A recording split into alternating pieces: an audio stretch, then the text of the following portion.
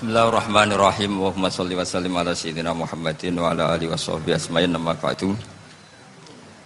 Sedanten ingkang kula hormati wabil khusus teman bapak kula Kiai Haji Agus Ali Masyuri. Beberapa kiai yang tanpa ngurangi rasa hormat, saya hormati semua. Ini ada beberapa Gus. Ini saya ngaji insyaallah seperempat jam. Seperempat jam nanti yang menghisap Gus Kausar berapa Gus? 10 menit. 10 menit.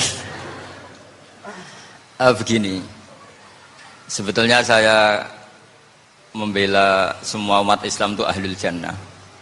Karena saya ini ibarat marketing. Kalau orang Kristiani itu kan setiap orang mati sudah tenang bersama Bapak di surga. Jadi kampanye itu menarik sekali. Sementara kita sudah kiai, sudah imam masjid, sudah ulama, masih saja dikhawatirkan su'ul khotimah.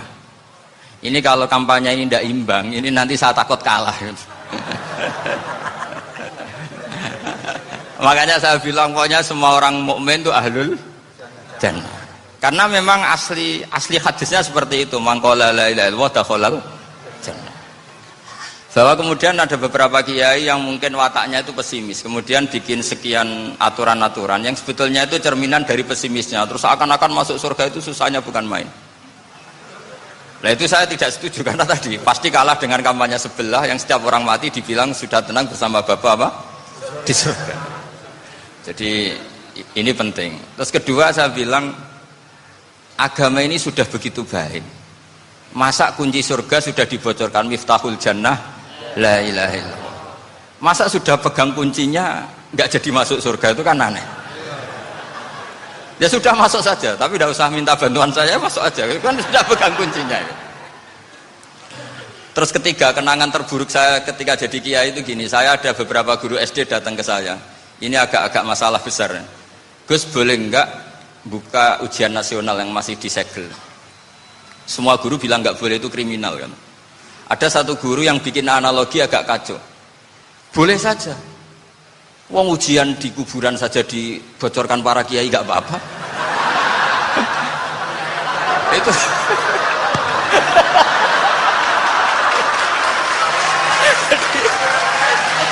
Tapi ini kriminal ya.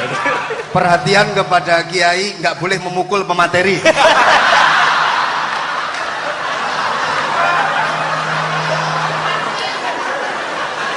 Jadi tentu itu analogi yang salah kan. Marrobuka kan, Tuhan kamu siapa, Nabi kamu. Tuhan kamu siapa, Nabi kamu siapa, imam kamu siapa. Ini kan sudah dibocorkan oleh para kiai. Artinya apa? Nak raiso jawab kebablasan gitu. Terus guru ini berpikir kalau ujian akhirat sekrusial itu saja bisa dibocorkan, kenapa ujian nasional tidak boleh? Tentu ini kias yang salah, saya tidak ngajari seperti itu. Tapi saya ngajari ke kalian betapa mudahnya masuk surga. Kunci jawaban sudah dikasih, kunci pintu masuk sudah dikasih. Kok sampai tidak masuk, ini kebablasan. Paling salah gurunya. Jadi ini kenapa saya sering cerita orang mukmin semuanya itu min ahlil jannah. Itu saya jamin. Sama tidak usah takut su'ul khotimah, tidak usah takut berlebihan seperti itu. Karena setahu saya, setidaknya saya mewakili ulama zaman ini. Rata-rata guru kita ini bermadzhab Syadzili dalam berkeyakinan berpikir tentang Allah. Di antara ini yang mulai saya ngomong serius, supaya tadi kan guyonannya sudah diambil Gus Reza sama Gus Kausar.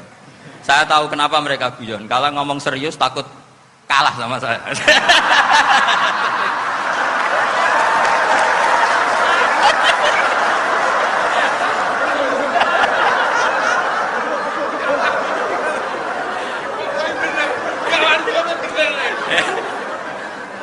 Karena saya ini sudah terkenal pemikir serius, jadi artinya itu satu kepintaran mengalihkan. Ya, oh ya, sudah itu satu kecerdasan. Tidak hanya ngalim tapi betul cerdas. Betul cerdas. Jadi itu bukti beliau-beliau ini cerdas itu. Saya berpikir begini, ini madzhab Syadzili. Kita semua tentu Syadzili karena kita semua ngaji kitab hikam. Kita tahu kitab hikam itu muridnya Abdul Abbas Al-Mursi. Abdul Abbas Al-Mursi muridnya Syekh Abil Hasan apa? Asy-Syadzili. Saya masih ingat betul makalah itu dan saya ulang-ulang. Setiap saya ngajar di sarang saya ajarkan itu. Kilali, kata Abdul Hasan As-Sadili, saya pernah dapat hatif, dapat semacam ilham. Apa makna min syarril waswasil khannas? Itu kata beliau dijawab oleh hatif itu. Hatif itu nggak perlu diterjemah tadi ada, karena tadi diajarin itu. Apa yang dihidupkan itu nggak perlu dijelaskan.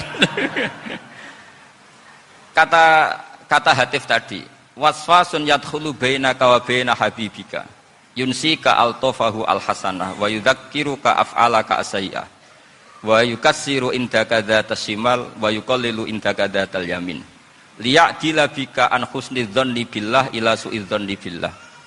Jadi yang dikatakan waswas adalah kamu digiring untuk hanya ingat sisi-sisi kamu yang negatif, dilupakan bahwa Anda punya sisi-sisi yang positif.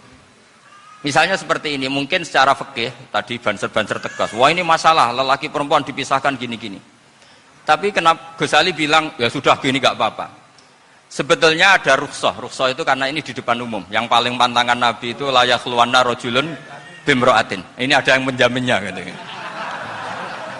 Malah khawatir saya di sini dipisah tapi setelah berduaan nggak bisa. Jadi toleransinya karena ini di depan umum. Itu masih ada toleransinya. La yakhluwanna rajulun bimra'atin. Begitu juga ketika kita dosa, misalnya kita dosa.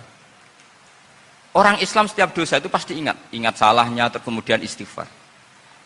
Dan ketika satu kebaikan dibandingkan keburukan, itu kata semua ulama, karena sayyi'ah itu bernilai 1, kebaikan bernilai apa? 10. Itu masih surplus berapa? 9. Jadi itu cara berpikir Abdul Hasan As-Sadili.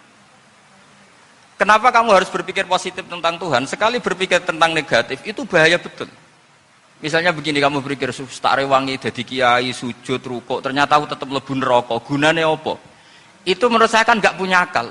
Sujud itu satu kelaziman menghamba kepada Allah. Normalnya seorang hamba itu ya sujud. Kemudian gara-gara kamu ingin masuk surga, terus logika kamu dibalik, gunanya apa saya sujud? Ternyata saya masuk neraka. Itu pertanyaan yang benar-benar bodoh dan itu menjadikan Allah benci. Logikanya dibalik begini. Ini saya ngomong serius karena ini bentuk kemenangan saya, ini bentuk kemenangan saya. Saya berkali-kali ngomong di kota pelajar di Jogja karena banyak pengujinya juga. Bukan sekedar pendamping tapi penguji. Banyak yang profesor, bukan sekedar dokter, banyak yang profesor. Jadi biar ini dok. Begini, saya pernah ditanya sama seorang dosen, Gus, saya ini ngaji hadis banyak, tapi ada yang saya tidak paham, yaitu mangqala la ilaha illallah dakhalal jannah, ada kalimat wa in zana wa in saraka. Meskipun pernah zina, pernah maling. Ini kan seakan-akan mentoleransi perzinaan dan pemalingan. Terus saya bilang, oh makna hadis itu seperti ini. Jadi kebenaran absolut, kebenaran yang mutlak itu tidak akan terganggu oleh status perilaku seseorang. Saya berkali-kali memberi contoh. Orang yang ditangkap KPK akan bilang 1 + 1 2. KPK-nya juga bilang 2. Rivalitas dalam politik, Pak Prabowo ya bilang 2, Pak Jokowi juga bilang 2. Orang yang zaniyah, yang lonte pun akan bilang 2. Muftinya juga bilang 2. Ketua MUI-nya juga bilang 2. Artinya gini, kebenaran yang absolut adalah kebenaran yang siapapun akan meyakini seperti itu. Seperti 1 + 1 2. Kamu punya musuh bilang 2. Kalau ibu-ibu ini punya maru, ya marunya bilang 2 tadi tambah mama. Enggak tahu saya terjemahnya apa tadi. Nah, kebenaran yang absolut itu kebenaran yang siapapun pasti mengakui. Dan uniknya begini, saya kalau saya pernah ngaji acara himmah, acara pondok sarang di Demak. Kalau kamu bilang 1 + 1 menjadi 2, untuk mengatakan 2 itu kamu butuh hadiah enggak? Mereka semua jawab enggak. Kita semua enjoy saja mengatakan tembok itu putih. Kenapa? Karena memang putih. Kita mengatakan 1 + 1 2 karena memang kita tanpa presentasi dapat hadiah, dapat penghormatan. Kenapa untuk mengatakan Allah itu Tuhan kita butuh surga? Memangnya kalau tidak ada surga Allah tidak jadi Tuhan? Ini problem orang soleh-soleh yang terlalu pesimis. Makanya nanti orang-orang soleh itu masuk surganya berat. Tapi kalau orang alim lebih gampang kira-kira seperti itu. Iya, karena kan imannya lebih bagus. Dalam hadis qudsi, Allah ini yang dibuli orang-orang soleh. Laulam akhluk jannatan wala naron alam akun ahlan an uto'ah. Dalam hadis qudsi itu. Kalau saja saya tidak menciptakan surga dan neraka, apa saya tidak jadi Tuhan yang perlu ditaati? Apa kalau kamu tidak saya kasih uang 1 juta terus bilang 1 tambah 1 11? Enggak kan? Tetap bilang berapa? 2. Kalau kebenaran absolut yang 1 tambah 1 kamu bilang 2 meskipun tanpa mendapat hadiah. Kenapa untuk bilang Allah Tuhan kamu butuh hadiah surga? Itu kan serah ikhlas belas. Makanya saya terus mengajarkan ikhlas. Ikhlas itu bisa dilatih dengan akal, dengan pikiran, bil ilmi lah. Harus dilatih. Nah di sini ini momen atau makna yang mestinya harus difahami wa inzana bahwa kalimat ini sah meskipun dilafatkan seorang yang pernah zina. Sama seperti 1 tambah 1 2 sah, diucapkan siapa saja sah. Dan siapapun akan mengucapkan itu secara ikhlas. Ini penting saya utarakan. Sehingga setelah ada firqah-firqah takfiri yang mengatakan orang megang keris itu syirik, ke kuburan syirik, ini syirik. Itu salah besar. Salahnya adalah tadi kalimat-kalimat atau kebenaran-kebenaran absolut ini sudah jadi sibghatullah man ahsanu minallahi sibghah. Kalimat ini begitu absolut di hatinya orang mukmin. Sehingga ketika terganggu oleh hal-hal yang adat istiadat kayak pegang keris, kayak apa, ini tidak mengganggu. Tetap kualitas iman ini di atas keyakinan adat membawa apa keris. Kalau orang membawa keris menjadi syirik karena percaya sama makhluk. Orang misalnya kejawen kalau nggak bawa keris nggak nyaman. Orang kota itu kalau nggak bawa ATM juga nggak nyaman. Itu tidak dihukumi syirik. Kamu pergi lupa bawa HP nyaman enggak? Enggak, kenapa tidak dihukumi syirik?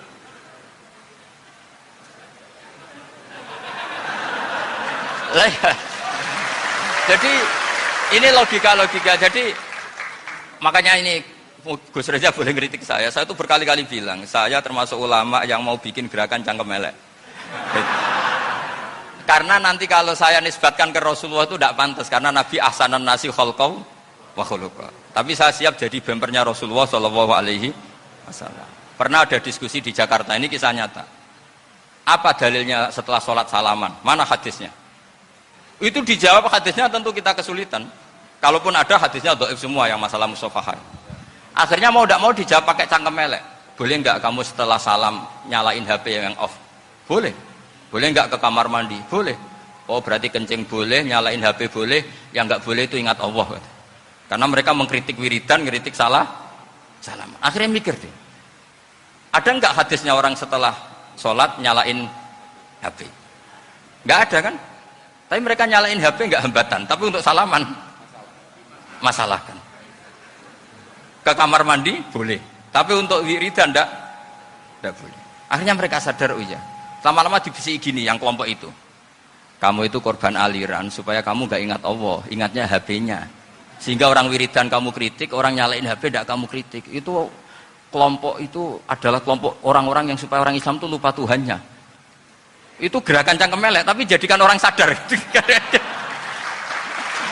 Jadi ini penting. Jadi kalau kamu tidak bisa bela agama dengan jalan yang lurus karena tidak bakat gitu, nggak apa-apa pakai cangkem elek tadi. Karena nggak mungkin gerakan ini dinisbatkan kepada Rasulullah Shallallahu Alaihi Wasallam. Kalau soal sanad, saya punya sekian sanad tentang itu, tapi tidak usah kamu ikuti. Ada orang tanya, ya Pak Kiai kalau setan dibakar di neraka panasan enggak? Ya panasan. Lo kan setan dari api, ngapain harus panasan? Kan materinya sama. Terus Kak Kiai tadi gak kesulitan, dia ngambil pasir, disawero di wajahnya. Wah sakit Kiai, kamu kan dari tanah, kena tanah kok. Jadi itu ada sekian, artinya gini ya, kalau kesulitan jawab pakai baik-baik ya sudah pakai cangkem elek itu aja karena. Tapi tentu kan gerakan ini tidak mungkin dinisbatkan kepada para nabi. Tapi saya pastikan meskipun nggak bisa dinisbatkan kepada para nabi dari segi cangkem elek tadi, tapi secara semangat itu sama. Saya punya sekian contoh. Benar Gus Riza tadi gojok saya sengawur-ngawurnya itu masih punya sanad. Itu pas saya ngawur pun masih punya apa? Sanad. Nabi Ibrahim itu ketika faja'alahum juzatan illa kabirallahum itu si berhala paling besar dikasih kapak. Ketika mereka geger, ini siapa yang berhala-berhala kecil? Kata mereka, sami'na fatay yadhkuruhum yuqalu lahu Ibrahim. Ya kira-kira Ibrahim lagi. Terus Ibrahim didatangkan, siapa yang melakukan ini semua? Ini jawaban Nabi Ibrahim, bal fa'alahu kabiruhum hadza. Ya tanya yang bawa pedal, saya kan enggak bawa kan. Terus kata orang-orang, otak kamu itu di mana? Masa berhala disuruh nanya, kan nggak bisa ngomong. Ibrahim kembalikan, uffil lakum walima ta'buduna min dunillah. Lalu otak kamu di mana? Sudah tahu nggak bisa ngomong kok disembah gitu. Itu ada kata uffin loh. Uffin itu kalau diterjemah kira-kira ya agak-agak jancuk gitu. Kira-kira ya kira-kira seperti itu. Jadi sekarang dalilnya jancuk apa bisa?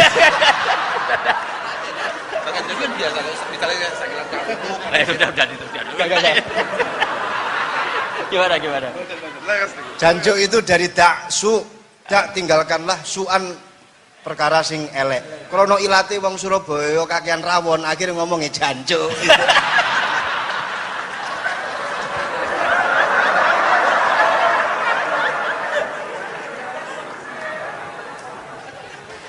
Jadi mulai dulu melawan kebatilan itu harus pakai logika yang vulgar. Karena memang nggak mungkin dengan bahasa-bahasa priayi itu nggak mungkin. Dan ini penting saya utarakan. Nah, kalau nanti nggak mungkin dinisbatkan kepada Rasul karena Nabi adalah ahsanan nasi khalqa wa khuluqa, kita yang ngambil alih saja. Gus Reza, saya, Gus Kawasan ini cara cangkem elek kan pantas. Luas.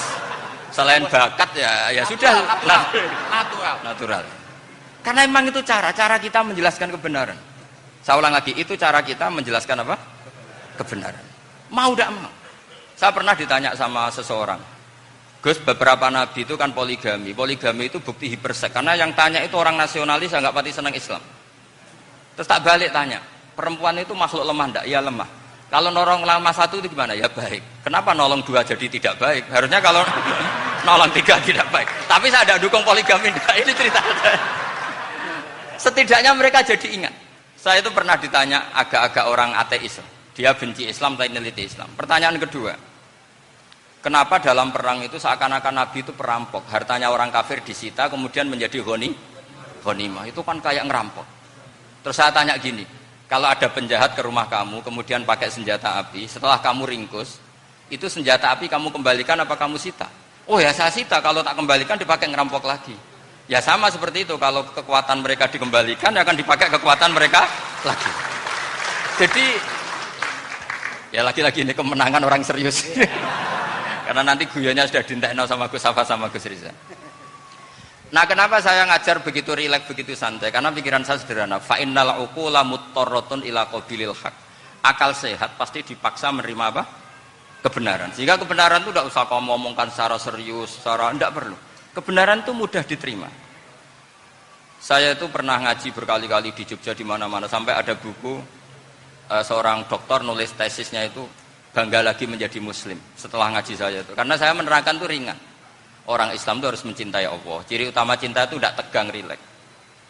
Saya bilang begini, kalau kamu pernah 1 tahun digratisi orang rumah, makanan, kamu kira-kira itu mudah nggak mencintai orang yang berjasa sama kamu minjemin rumah dan kasih makan gratis? Mudah kan?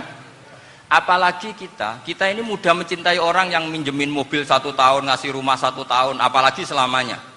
Kenapa kita tidak mudah mencintai Allah yang memberi kita bumi, air, oksigen, semuanya kita dikasih Allah?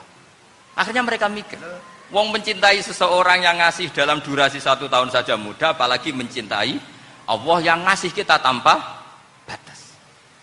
Itu disebut walladzina amanu asaddu hubbal lillah. Orang mukmin itu mudah sekali mencintai Allah. Caranya dilatih tadi. Kita mudah mencintai orang yang berjasa sama kita. Kenapa tidak mudah mencintai Allah yang tentu jasanya lebih besar? Nah, karena akhir-akhir ini banyak orang yang terlalu nazir, terlalu apa? Kata Nabi kan basyiru walatu nafiru yasiru walatu asiru. Sehingga saya bikin gerakan. Pokoknya semua orang mukmin pasti masuk surga. Nanti soal ada kesalahan-kesalahan kecil yang menjadikan orang su'ul khotimah itu sifatnya kehati-hatian. Jangan menjadi hukum. Hati-hati itu tidak menjadi hukum. Kalau kamu nyupir hati-hati itu bukan berarti pasti kecelakaan. Enggak. Hati-hati itu ya hati-hati saja, tidak menjadi hukum. Ini penting saya utarakan karena kubu sebelah kampanyenya sudah tadi, setiap mati mesti tenang bersama Bapak di surga. Sementara kita mau kampanye, kamu sholat tidak mesti diterima, haji tidak mesti diterima, jadi kiai tidak mesti masuk surga. Coba kalau kita kampanye gitu terus, yang mau jadi muslim itu siapa? Jadi ini sudah tak perhitungkan matang-matang, saya milih macam seperti itu. Ya ini saya pikir sudah, ini pembandingnya supaya punya waktu.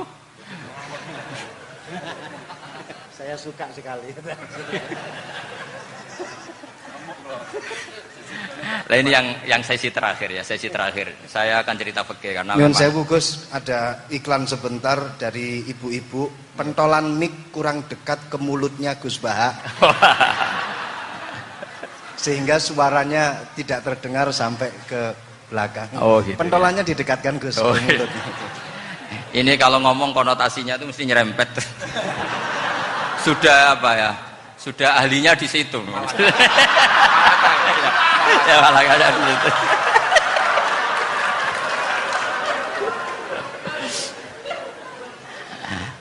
Dalam sesi terakhir saya cerita pentingnya pembanding. Imam Rafi'i itu yang ngarang kitab Muharrar. Kitab Muharrar ini adalah ringkasan dari kitab Al-Wasit. Al-Wasit itu karangannya Imam Ghazali.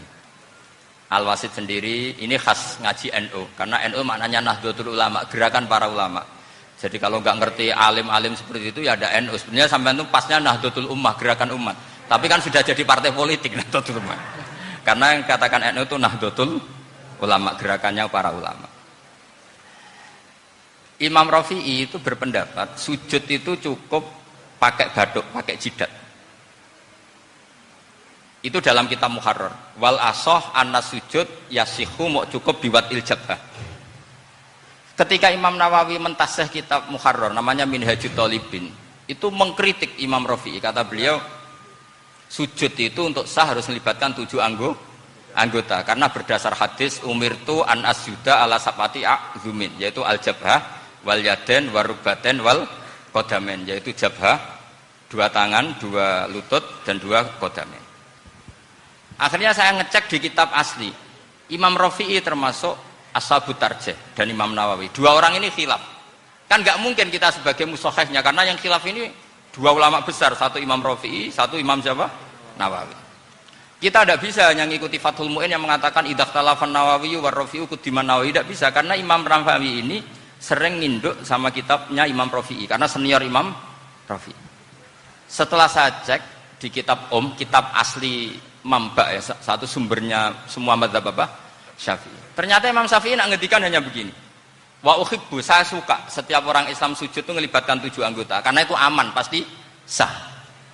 Tapi wayah tamilu kata beliau, tapi mungkin saja sujud hanya watul jabah itu sah. Kenapa kata Imam Syafi'i? Liqaulihi sallallahu alaihi wasallam atau li du'aihi apa sallallahu alaihi wasallam fi sujud sajadalaka wajhi wa sam'i wa basari. Nabi ketika sujud itu hanya berdoa, ya Allah sujud kepada engkau wajhi wa sam'i wa basari. Nabi tidak menyebut wayadi warubati wa qadam. Sehingga saya berkali-kali bener kata Gus, saya ini pembela umat sing sujude 7 anggota ya tak lem pantes dadi Rais Suriah. Itu. Yang sujude bathuk tok ya tetap sah ngikuti mazhabnya Imam Rafi'i. Meskipun itu tidak saya anjurkan. Tentu tidak saya anjurkan. Alasannya Imam Syafi'i tadi, Rasulullah pernah berdoa dengan kata-kata sajadalaka wajhi, bukan diteruskan wayadi warubati waqadha. Sehingga fal khilaf huna bakin ala khiddati kalau dalam bahasa fikih. Khilaf biar tetap sesuai aturan khilaf masing-masing. Enggak perlu kamu menggugurkan pendapat Rafi'i yang mengesahkan sujud hanya pakai jabah. Ini penting karena tadi seperti saya katakan, yang sujud anggota itu ya masuk swarga mergo pintere, sing nganggo bathuk tok yang mlebu swarga mergo gobloke tadi, karena aksaru ahlil jannah al-bulhu. Nah, ini mazhab saya. Jadi saya itu ingin umat Islam itu baik-baik saja. Ya. Karena tidak mungkin lah kita tidak bela Islam di zaman akhir, tidak mungkin kan tadi kubu sebelah kampanyenya sudah seperti itu. Kalau kita ngomong ikhtiyat, kiai ra mesti mlebu swarga, sing salat ngethuk ra mesti husnul khotimah, wah kan jadi repot. Saya ini pengagum teori ikhlas, dilatih bil ilmi, saya ulang lagi, dilatih bil ilmi. Saya ini malunya tadi saya mengatakan 1 tambah 1 2 itu meskipun tidak ada yang memberi hadiah tetap saya katakan 2. Saya mengatakan air itu dingin, tidak ada yang ngasih hadiah, saya akan bilang kalau air itu dingin, kalau api itu panas. Untuk hakikat-hakikat seperti itu saja saya jujur tanpa ingin imbalan. Tapi ketika hakikat mengenai Allah kok saya minta imbalan surga dan neraka, ini apa-apaan? Kira-kira gitulah, Rois Suriah macam apa gitu.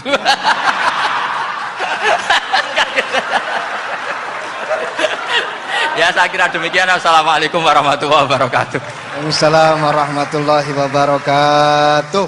Alhamdulillah.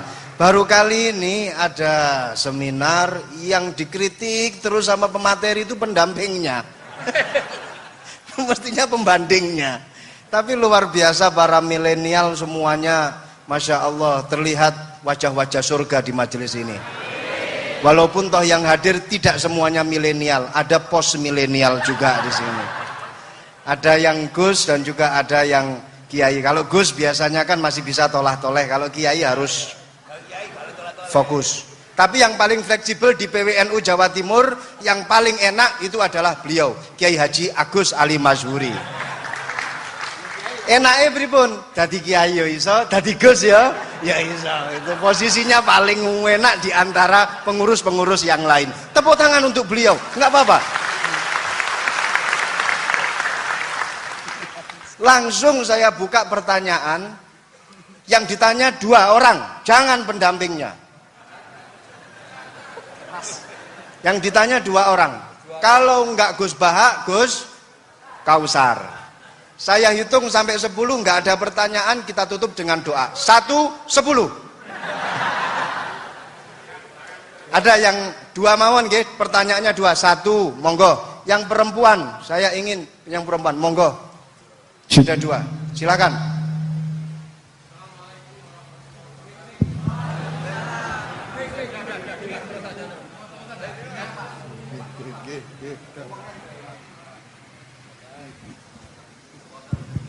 Bismillahirrahmanirrahim. Assalamualaikum warahmatullahi wabarakatuh.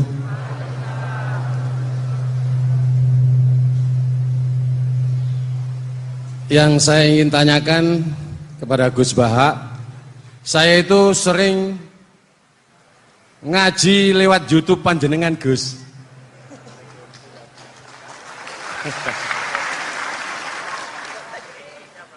Insya Allah ilmu saya tambah walaupun tidak banyak. Yang saya tanyakan, nopo ilmu kula niki barokah? Yang pertama, karena saya ngaji lewat YouTube panjenengan, saya tidak izin. Untuk itu hari ini saya izin panjenengan, mudah-mudahan ilmu ingkang saya dapat dari panjenengan niku saged barokah niku Gus. Terima kasih. Wassalamualaikum warahmatullahi wabarakatuh. Waalaikumsalam warahmatullahi wabarakatuh. Langsung mawon Gus nggih, yang satunya dulu. Siapa aja? Oh gitu. Monggo Gus. Itu tetap barokah dan kebaikan itu mah enggak perlu minta izin. Kalau kebaikan minta izin jadi repot. Jadi kalau dalam kitab fikih disebut iktifaan bil idzni syar'i, karena syarak akan selalu memberi izin sama kebaikan. Itu udah hanya masalah YouTube sampean. Tadi melihat wajah Gus Ali ibadah, pamit dulu. Nanti kalau ada orang alim lewat mau lihat juga pamit dulu. Lama-lama mau baca sholawat, ya Rasulullah pamit dulu mau baca sholawat. Jadi semua kebaikan itu cukup iktifaan bil idzni syar'i. Ya jelas ini ya. Oke, terima kasih. Jangan lupa pulsane tuku dhewe lek ndelok YouTube.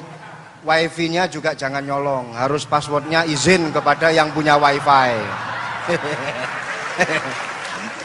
Baru nanti 100% barokah. Mbak yang belakang bisa berdiri. Yang mau tanya tadi. Ya, silakan. Bismillahirrahmanirrahim. Assalamualaikum warahmatullahi wabarakatuh. Mohon izin Yai Gus, saya di sini mau tanya, selain sebagai pelajar santri, saya juga sebagai seorang mahasiswi di salah satu universitas di Surabaya. Yang saya tanyakan sebagai pemuda milenial, kita semua tahu bagaimana keadaan demokrasi negara Indonesia saat ini. Yang saya tanyakan, bentuk dari hubul waton minal iman, Hubbul Waton di sini, bolehkah saya sebagai seorang mahasiswi menyuarakan pendapat saya, berjuang bentuk ijtihad demi keadilan berupa demonstrasi?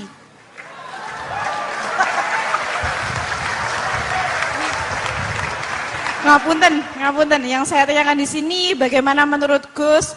Apakah saya melakukan demonstrasi ini sudah baik atau sangat baik atau mungkin perlu dikaji kembali? Terima kasih. Wassalamualaikum warahmatullahi wabarakatuh. Hubungan antara demonstrasi dan hubbul wadon minal iman. Hah? Oh ya, hubbul waton minal iman. Monggo Gus.